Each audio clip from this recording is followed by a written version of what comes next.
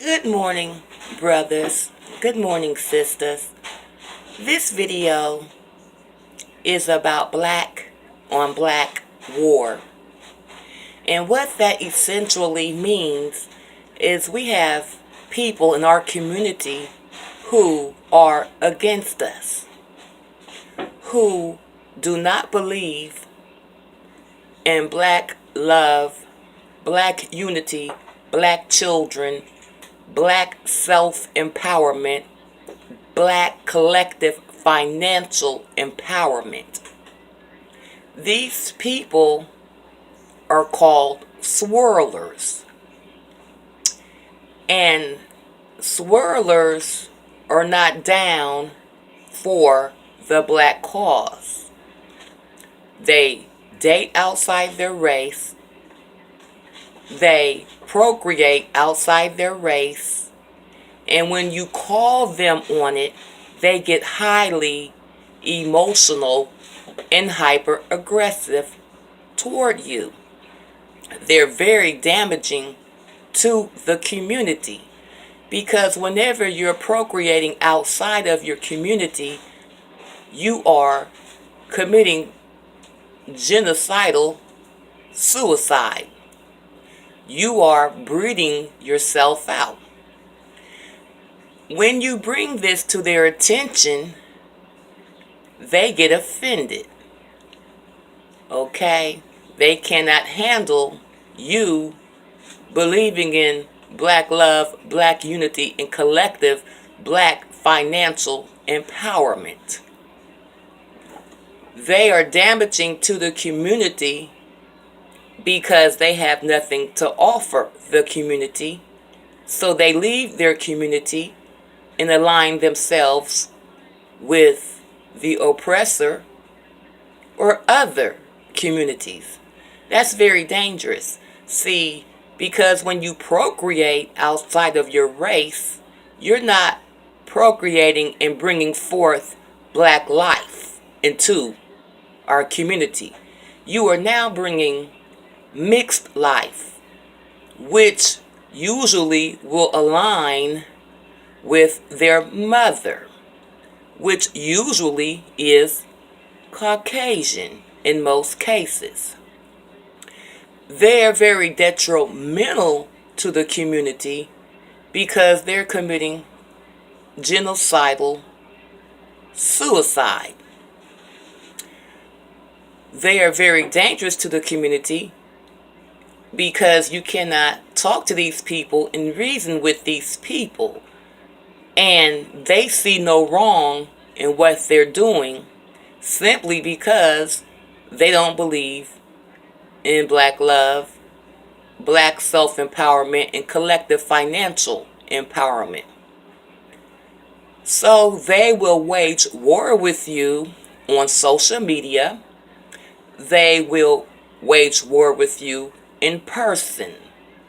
They will attack you verbally, call you a bed wench, a bitch, a buck dancer, a bootlicker, or a coon. But when you flip it on them and say, no, I'm not the coon, you are, they don't see it because they don't care. Then you have black women out there advocating for other black women to swirl. And in return, they offer you, do not go to bed with black men, do not date black men, do not bring forth black life from a black man. Black men cannot offer you this, black man cannot offer you that. And when you bring it to their attention, they get hyper aggressive and emotional and want to verbally attack you because they have aligned themselves with the other side. Like I said, it's very damaging because you're not procreating black children. You're procreating children that are somewhat black. They have some black in them. That's very dangerous, as I said. The men and the women are very dangerous. And they will wage war on you to stand by what they believe in, which is having sex and procreating and marrying outside of their race. That's very detrimental because they don't understand that at this time we are in a genocidal war. Okay? So we're in the process of literally being exterminated one by one, but instead of standing for your community and with your community and trying to come up with viable plans to combat this, they will align themselves with the opposite, their oppressor, and then wage war on you because you're not in agreement with it. Then we have these feminists who basically are a bunch of women, black women, who either want to take the man's place and be the man, or they just plain out hate black men and make black men the enemy. Then you have a group of sorry, sad, weak, pathetic males who will turn around and wage war on black women. Black on black war. That's not going to get us anywhere, especially now that we all should understand and see that the plan is to exterminate and eliminate us. So black on black war isn't going to help us win the war against our oppressor because we're not collective. Then you have the coons waging war. They always have the oppressor, they have their back. No matter what's going on, they have some kind of reason or excuse, and they find a way to defend our oppression. That's waging black on black war. When you're not out there fighting your subjugation, when you're not out there being collective with your people, when you're not out there trying to strategize and come up with a viable plan, and you are siding with the very people who put us in this condition, that's black on black war. Then you have black men waging war on black women because of weaves and wigs. Once again, we are in a fight for our existence, but you have our very men who should be leaders, protectors, providers, someone who should be seeking answers to the questions. They don't have time to do that because they're too busy waging war on wigs and weaves. Black on black war. We have a gay community of black men waging war on heterosexual black men. And then you have black women siding with the homosexual community. So now the heterosexual man has war coming from the gay men community and the female black community who supports the gay community. And I've noticed black women seem to be an advocate for the gay community.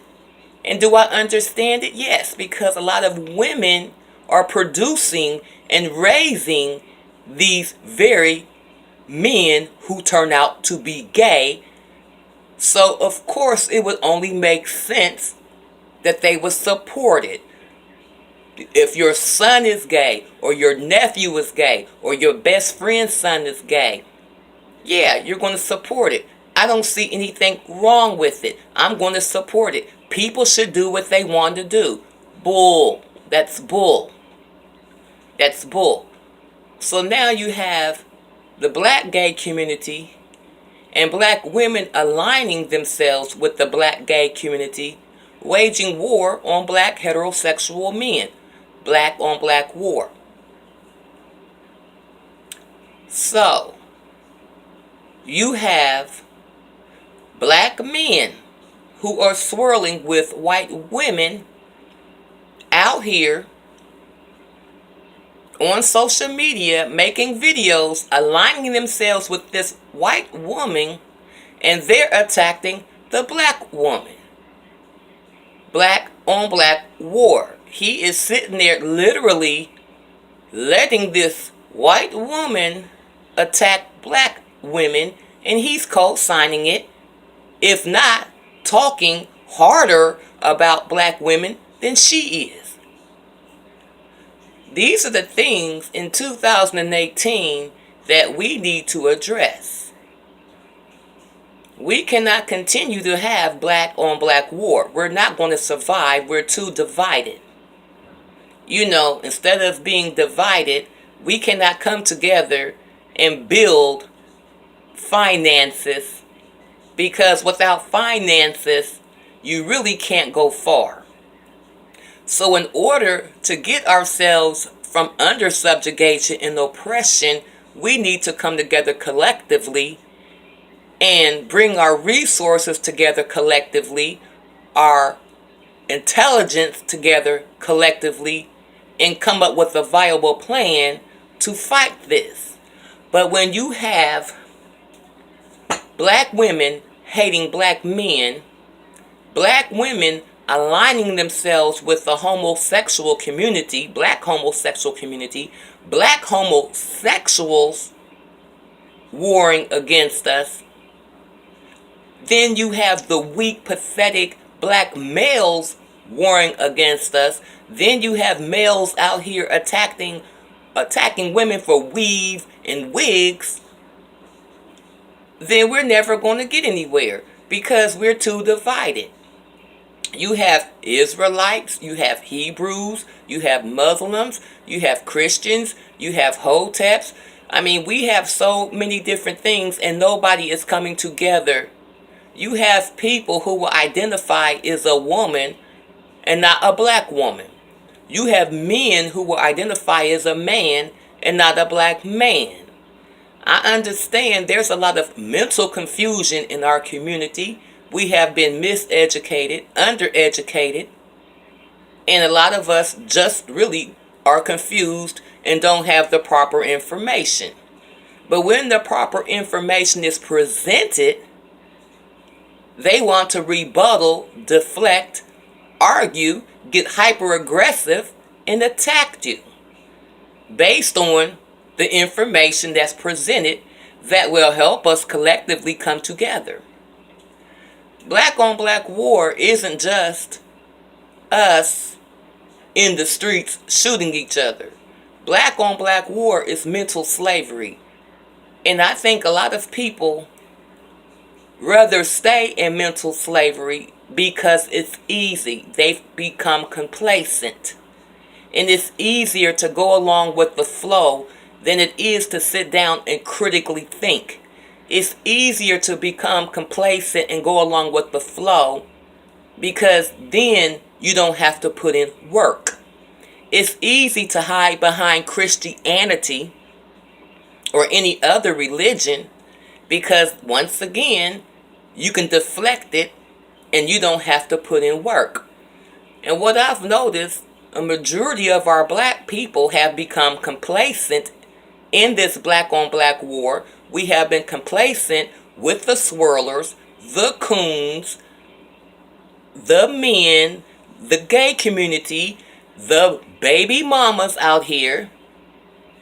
We've become complacent and immune to all the depravity that we have in our community. Black on black war also is these men out here having sex with these women, procreating, making babies, then walking away and not standing up taking care of your child. That's black on black war on that woman, and that's black on black war on that child. There's a lot of women out here who have a vindictive nature towards the father of their child, and they will literally purposely keep that child from that father. That's black on black war, because there's no unity, there's no common ground, there's no understanding, there is no collectively working together for the better good. We need to stop that. We have too many baby mamas and not enough fathers. We have too many baby daddies and not enough mothers. Just because you have possession and custody of that child doesn't necessarily make you a good mother. Women need to be far more responsible with their reproductive organs, because you're the one that's going to carry the baby. You're the one that's going to deliver the baby. You're the one that's going to be responsible for this baby the rest of this child's life, at least until it's 18, or even a little older if you're sending your child to college. You're the one. So women need to start vetting these men better. We have a tribe of lost people. Men, you need to start being more responsible with your reproductive organs as well. If you don't want any children and you know that you're not going to take care of them, then, get a vasectomy. Use a condom. Use abstinence. You are grown. Have some self-discipline. Stop spreading your seed out there if you know once that seed grows, you don't want anything to do with it. So black people, we have to do better. That's a bad thing. That's black on black war. There's many ways there's black on black war. And making babies that you know that you're not going to be there for, or making babies that you know you're not capable of taking care of, that's black on black war on that woman, black on black war on that child, and black on black war for that man. We need to stop doing that. We have a lot of issues in this community that need to be resolved. We need to learn how to come together collectively and get a code. And the reason all these horrible things are going on in our community because there's no code. There's no code to hold people responsible for being a coon. There's no code that we are holding these people to make them responsible for being a swirler. There's no code that we're holding these people to for being a deadbeat dad or unfit mom. There's no code. There's no code we're holding these people to when you're not trying to fight your way out of this oppression. When you're not fighting your way out of this oppression, that's black on black war on the rest of us. So, this is just a video to make you think that it's time for us to start holding our people accountable for what they do. If you're in school and you do something bad, you get a paddle or you get suspended. If you're at work, you'll get a write-up or you'll get fired. If you don't pay your rent, you'll get evicted. If you don't pay your mortgage, you're going to foreclosure. It's always a code in everything you do and consequences. Black people are the only race of people on this planet in the United States that we don't have a code. Anything goes. That has to stop. That really has to stop. We collectively need a code, and a code of conduct, a code of standard, and we need to start holding these people who are waging black on black war on us responsible. There has to be some kind of consequences. It has to be something that we can collectively come up with to hold these people responsible. If you're a deadbeat dad, we're going to hold you responsible. If you are an unfit mother, we're going to hold you responsible. Then we have this thought culture where you barely wear any clothes, you have blue hair on, you walking around thinking that you're cute, and your only ambition in life is to see how many men that you can meet. Not understanding these men that you meet are not the man with the plan. The only plan they have is to get you in bed. And then when you become pregnant with your thought culture ass, and that man disappears, all of a sudden, niggas ain't shit. Black men ain't shit. But you never take time to look at yourself and say, what did I do to cause this, and how can I prevent this from happening again? Then you have this culture where the black men walk around with their pants hanging down, showing their ass literally. Now, we need to hold both of these people accountable. Then you have this GMO culture. And the GMO culture are females. And these females are the first and the loudest to say, I want a real man. While you have fake hair, fake eyebrows, fake lashes, fake colored contacts, fake nails, fake boobs, fake butt. But yet you want a real man. Instead of working on whatever it is inside of you that is depleted, you don't want to work on that. You want to go out and buy confidence. You want to go out and buy sexiness. And all this is temporary. Because if you take off that wig, them fake eyebrows, them fake eyelashes, them fake contacts, them fake nails, take out them boobs and that butt, they feel insecure. They feel unattractive. They don't feel like they can compete. So they have to go out and spend money to become a GMO in order to feel worthy. And really all this is a temporary fix to a deep internal problem. But yet you have black men co-signing the GMO culture. We need to go ahead and hold this accountable as well. It's nothing wrong with a woman wanting diversity. I wear a wig every now and then. I put eyelashes on every now and then. And that's as far as I'll go. But every now and then I want to look different. But it's every now and then. You're not going to see me in fake hair, fake eyebrows, fake lashes, fake contact, 5 pounds of makeup on, fake nails, fake boobs, fake butt, and I'm the loudest one hollering, I want a real man. No, that's a GMO culture. The same is the having your pants down to your ankles, literally showing your ass culture. We need to hold these people accountable. You know, you cannot co-sign this GMO culture because what you're co-signing is a woman with low self-worth, low self-esteem, no self-love. So she feels in order to be attractive and alluring and appealing, she must go out here and buy it.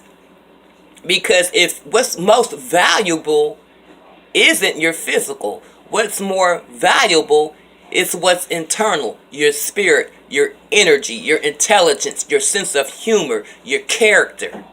So if you're devoid of that and you feel the only thing you have to offer is physical, how do you think you're going to sustain a relationship because you have nothing else to offer but physical? Because if you had anything internally to offer, you wouldn't need to sit there and spend money and maintain this look once you spend the money to attract a man.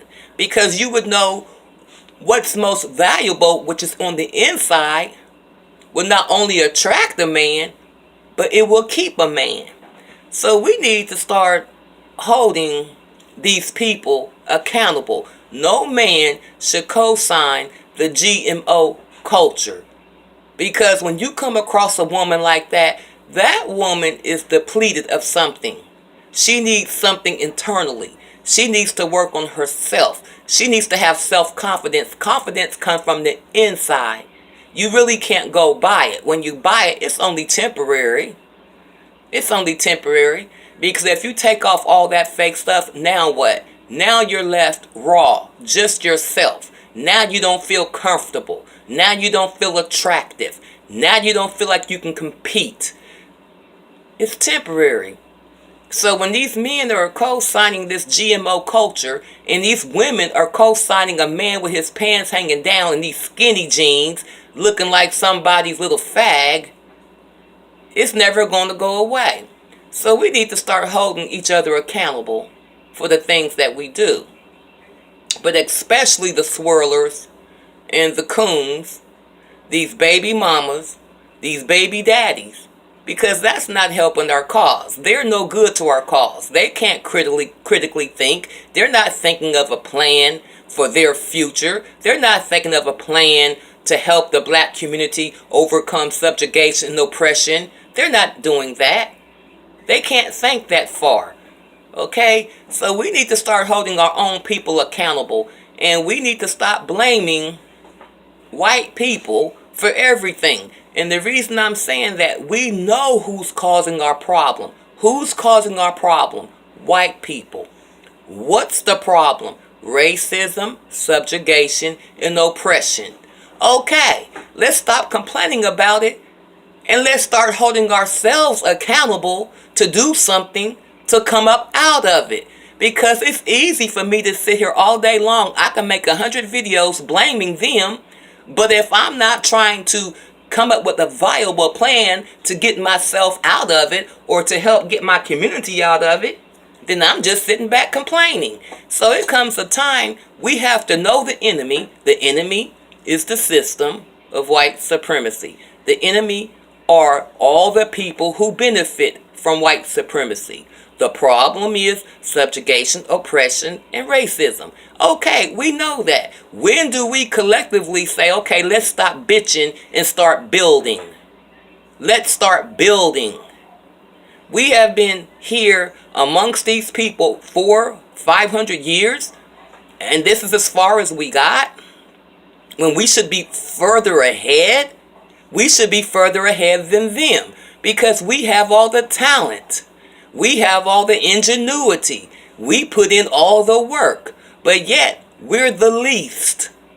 And then being the least, we don't hold ourselves accountable for our situation because it's easier to become complacent and blame the system than it is to stand up and fight the system.